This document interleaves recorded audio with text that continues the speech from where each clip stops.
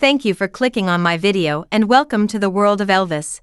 This film is dedicated to my dad, who was the single biggest Elvis fan in history.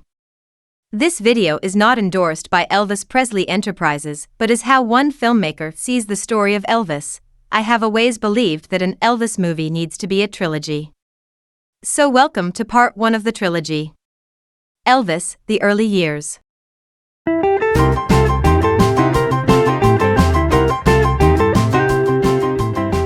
In a little town called Tupelo in Mississippi, a baby boy named Elvis Aaron Presley was born on a cold January night in 1935. His arrival was both happy and sad, as he had a twin brother, Jesse Garin, who didn't make it. In a small, cozy house, Elvis's story began, filled with love from his mom and dad. Elvis's dad, Vernon, worked hard but times were tough. The family didn't have much money, and Vernon even spent some time away in prison, which was hard for everyone. But Elvis's mom, Gladys, made their house a home full of love. She hugged Elvis tight and told him stories, making him laugh and feel safe. Music was a big part of Elvis's life, especially gospel music. On Sundays, Elvis went to church with his family. He loved listening to the choir sing about hope and joy. Their powerful voices and clapping hands filled the church and Elvis's heart with music. Even as a little boy, Elvis loved music. He would hum along to songs on the radio and try to dance to the tunes. His parents smiled watching him, knowing he had a special love for music. In their little house, music was always in the air, making Elvis very happy. Elvis's mom, Gladys, was his guiding star. She taught him to be kind and to dream big. At night, she would sing him lullabies, her voice soft and sweet. Elvis felt loved and knew he could always count on her hugs and smiles to make any day better. When Elvis was a little older, he got his first guitar. He strummed the strings, making up tunes. It wasn't easy at first, but he kept trying. His fingers learned to make beautiful music. Elvis imagined singing songs for lots of people, his guitar always by his side. Elvis had a big imagination. He loved comic books and movies, getting lost in stories of heroes and adventures. He acted out scenes, pretending to be a cowboy or a knight. His imagination was like a playground, where he could be anyone and do anything. One exciting day, Elvis entered a talent contest at the state fair in Tupelo. The fair was bustling with people, colorful booths, and the smell of sweet treats. Elvis, feeling a mix of nerves and excitement, stepped onto the stage with his guitar. He chose to sing a heartfelt song called Old Shep, a story about a boy and his loyal dog. As Elvis sang, his voice filled with emotion, the crowd grew quiet, listening to every word. He sang from his heart, and his performance touched everyone who heard it. When the song ended, the audience clapped and cheered. Elvis felt a surge of happiness and pride. He didn't win the contest that day, but it didn't matter. He had shared a part of himself through the song, and it was a moment he would always remember. This performance at the state fair was a glimpse of the future, a hint of the impact his voice would one day have on the world. Life in Tupelo was simple, but Elvis dreamed big. He watched the stars at night, thinking about the future. He wanted to make his mom and dad proud and to share his music with the world.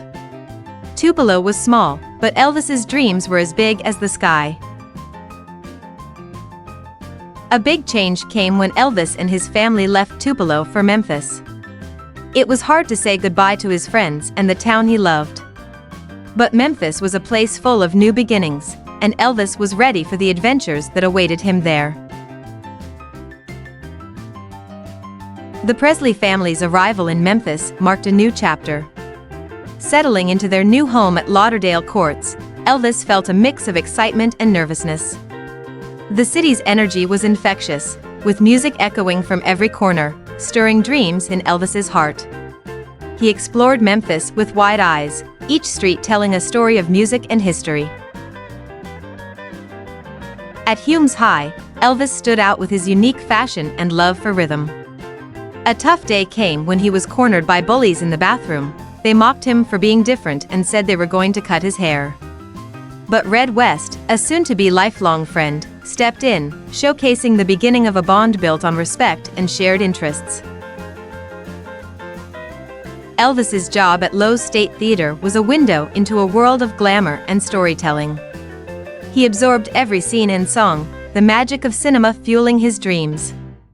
In the dim light of the theater, Elvis pictured himself on the silver screen, captivating audiences. Elvis's job at Lowe's Theater was short-lived. Next, he took a job at Crown Electric as a truck driver.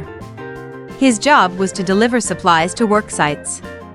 The company even had aspirations for him to train as an electrician. The company's owners, Mr. and Mrs. Tupelo, really liked the nice young boy that they hired and did not care in the least that he looked different than everyone else or that he dressed different than everyone else. At Crown Electric, Elvis balanced work with his musical aspirations. He delivered supplies by day, but his mind composed melodies and lyrics. He envisioned singing his songs to a sea of faces, finding hope in the humdrum of daily work. Elvis's first visit to Sun Records was filled with anticipation. He approached Marion Kiesker, asking if they needed a singer. Marion Kiesker was the receptionist and partner to the owner of Sun Records, Sam Phillips. She responded with, "What kind of singer are you?" "I sing all kinds," Elvis replied. When asked who he sounded like, he confidently said, "I don't sound like nobody." This exchange piqued Marion's interest, hinting at Elvis's unique style. Elvis paid $3.98 to have his voice recorded on record for the first time. The song he chose was called My Happiness.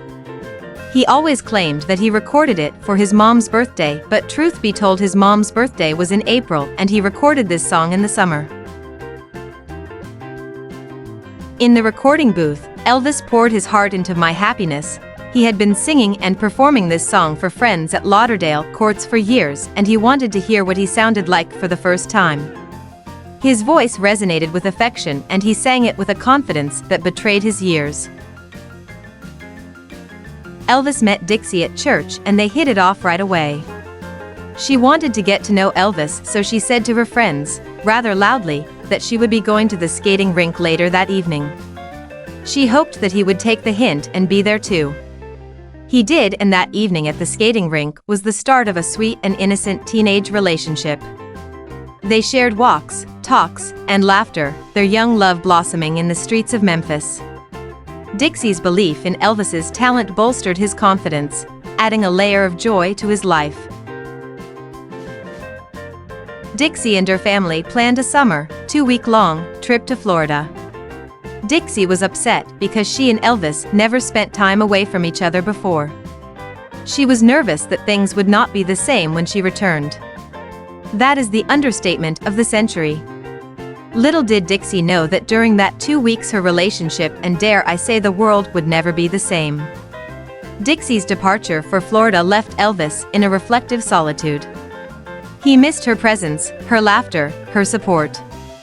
The quiet of summer nights deepened his resolve to pursue music, turning loneliness into a driving force for his ambitions.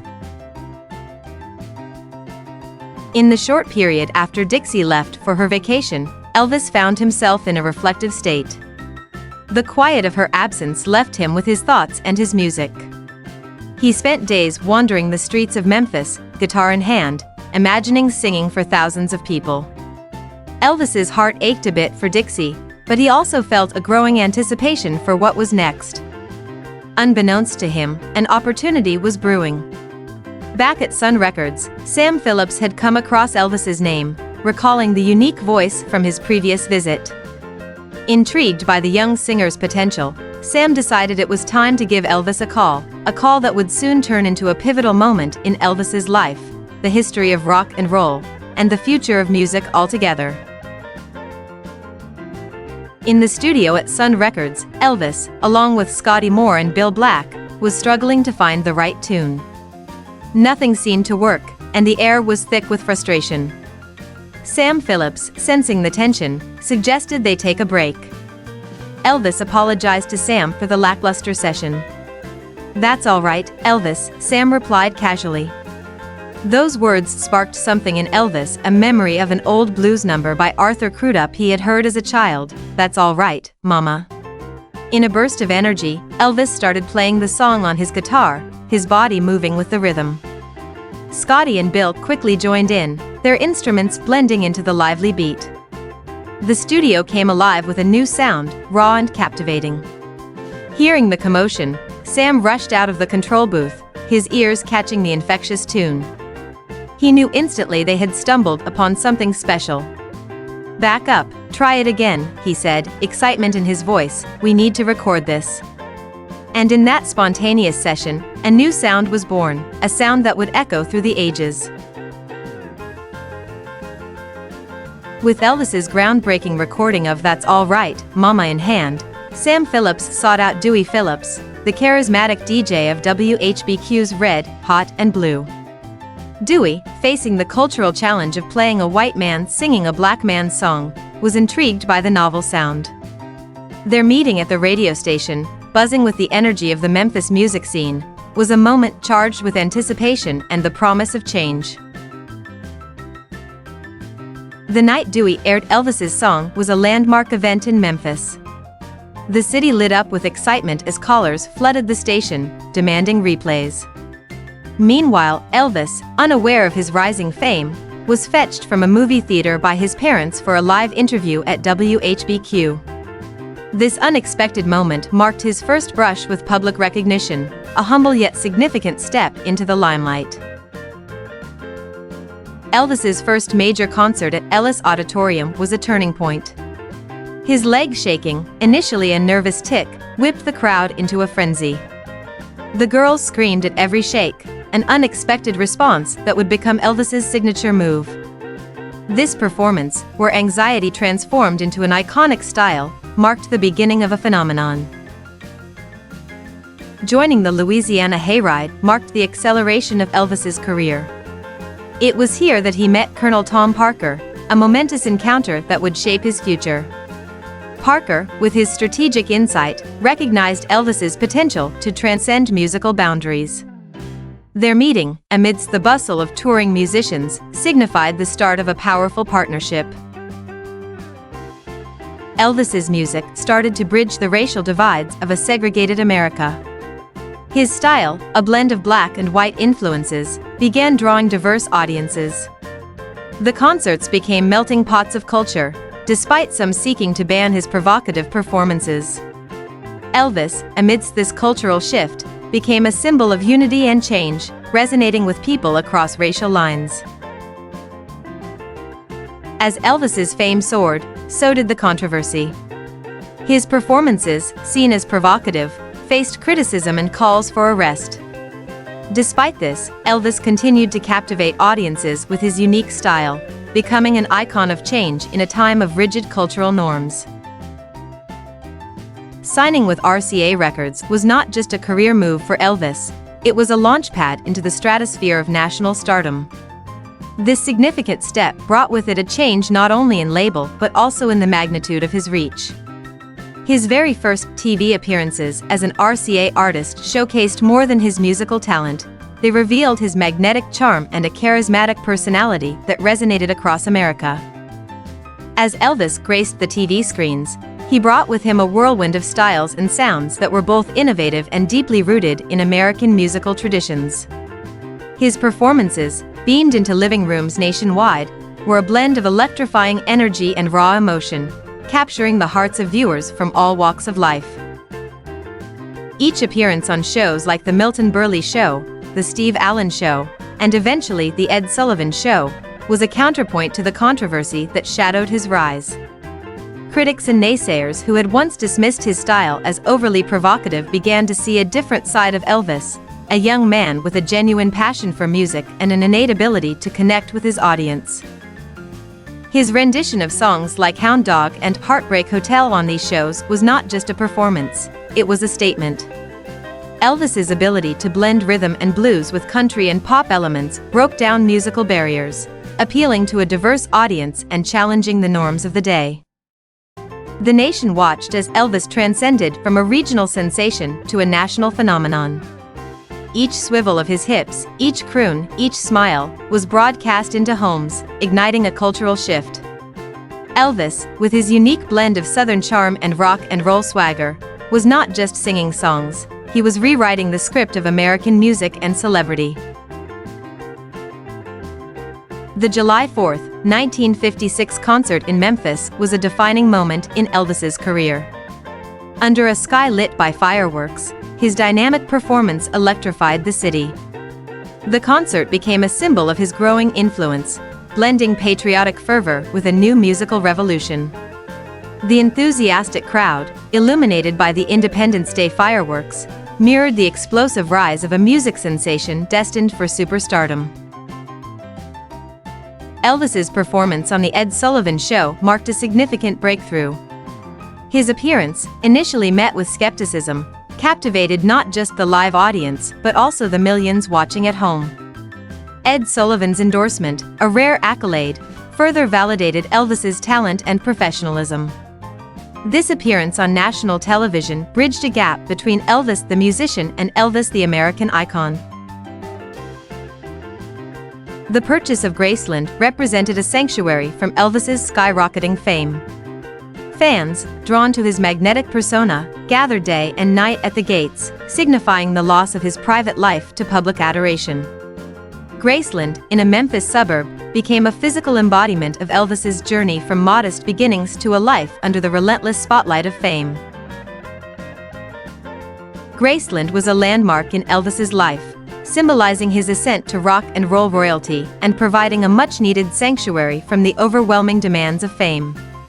This majestic estate in Memphis, with its stately columns and sprawling lawns, stood as a testament to his incredible journey from modest beginnings to global superstardom. Within its walls, Elvis found a private retreat, a place for reflection and solace amidst the relentless pace of his public life.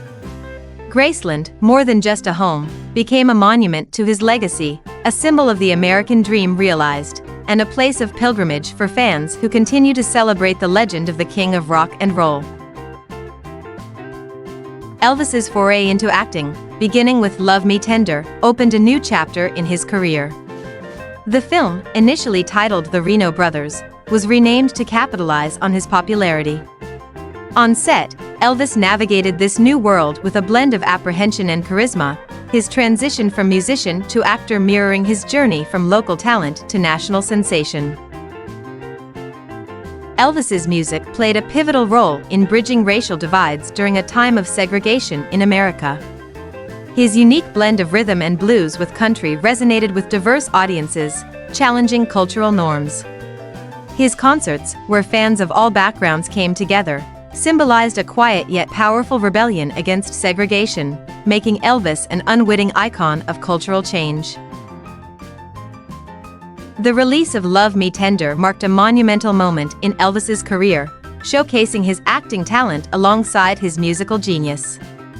The film's success was unprecedented, but it was the fans' reaction to Elvis's character dying at the end that truly highlighted his immense popularity.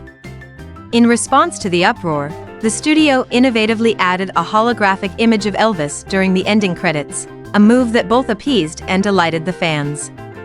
This creative solution echoed the powerful connection Elvis had with his audience, a bond that transcended the screen. Following the success of Love Me Tender, Loving You hit the screens as Elvis's first color film. This vibrant and lively movie showcased Elvis's versatility and further cemented his status as a multi-talented star. The film's colorful scenes, combined with Elvis's dynamic performance, brought a new dimension to his on-screen presence, captivating audiences with a mix of music, drama, and romance.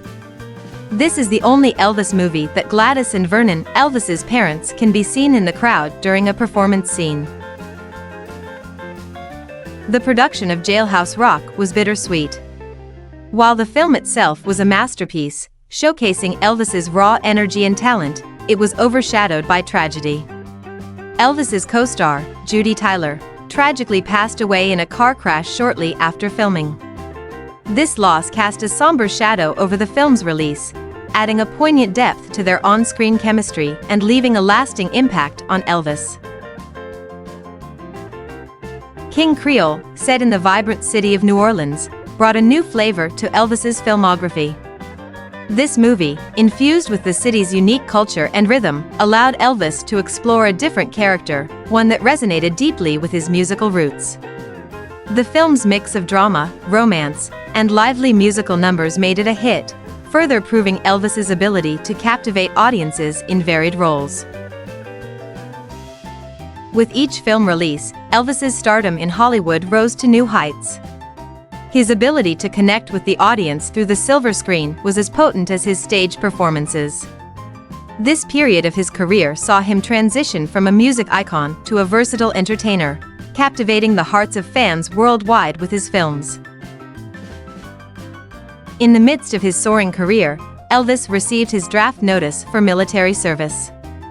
This call to serve was a pivotal moment, presenting a stark contrast to his life in the limelight. The news sent shockwaves through his fan base, but Elvis embraced his duty with dignity, preparing to temporarily step away from the glitz and glamour of Hollywood and the music industry. As Elvis prepared to join the military, he bid a temporary farewell to his fans. This moment was filled with emotion, both for Elvis and his legions of followers. It was a testament to the deep connection he had forged with his audience, a bond that wouldn't be broken by his absence. Fans gathered to wish him well, showing their support for their idol in a touching display of loyalty and affection. The iconic moment of Elvis getting his military haircut became symbolic of his transition from superstar to soldier. As his famous locks fell to the floor, it was a powerful visual of change and sacrifice. Elvis's light-hearted quip, "Hair today, gone tomorrow," lightened the mood, showcasing his ever-present charisma and ability to connect with people in even the most ordinary circumstances. In military training, Elvis demonstrated his ability to adapt and excel in different environments. He tackled the challenges of military life with the same dedication and commitment he had shown in his artistic endeavors. This period of his life highlighted a different aspect of his character, resilience, discipline, and a commitment to serve his country. As Elvis donned his military uniform, he reflected on his journey. From Tupelo's humble beginnings to global superstardom and now to serving his country, his life had been a tapestry of extraordinary moments and transformations. In this introspective moment, Elvis pondered his past and the future that awaited him after his service, a future still filled with potential and promise.